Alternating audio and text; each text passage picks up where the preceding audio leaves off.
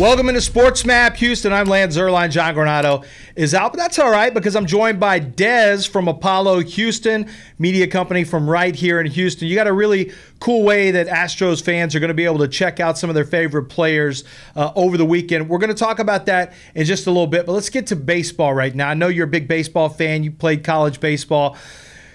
There have been meetings between the players' side and the owner's side. Nothing has happened up to this point.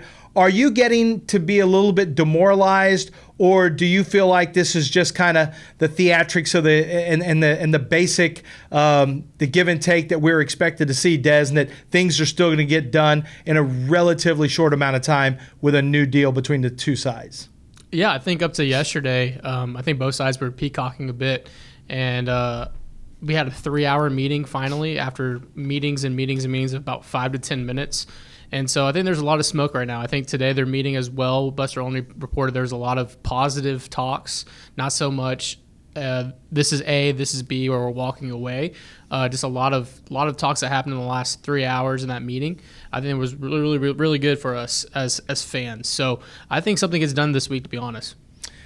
Do you think that the lockout helps the Astros in any way, shape, or form? I feel like it's not going to make any difference, but some people have looked at this as it's a greater amount of time for Carlos to reflect, to hang out with his boys. We saw them all at Alex Bregman, Lance McCullers, Carlos all at UFC hanging out together. There's a picture of Lance as the godfather of Carlos Correa's kid.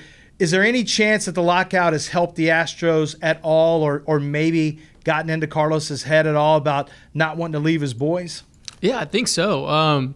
Also, he just had a baby too, right? And so I'm not a father. I've never experienced that, but there's a lot of people out there that have had kids, and they're rooted down now. And I think that plays a huge part. Obviously, generational money and stuff like that. But he has a brand new boy, and I think being here in Houston, they've been here, they know the city loves them. It makes a ton of sense to make a deal happen. Obviously, it's going to be beneficial for both parties. They got to feel like they won, and now that Scott Boras is in the picture as well, he's always takes care of his guys. But I think over the period of the lockout, I think we saw not a farewell tour with the social media, but almost like, hey, let's stay here tour. Well, I tell you, Astros fans have to be hopeful of that. Finally, I want to ask you about what you guys have going on this weekend. This is really cool. You started a Twitch channel and you went 24 hours the very first year. You did it by yourself. Year 2, you added to the viewership, and you're doing this for charity, by the way. Last year, you gave to people who had busted pipes and were affected by the freeze.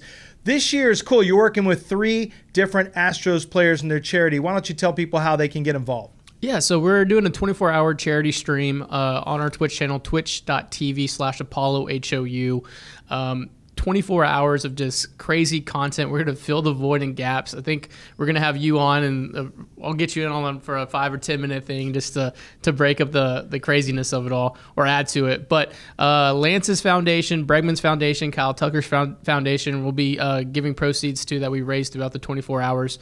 Last year we raised close to $10K. Hopefully this year we'll get to 20.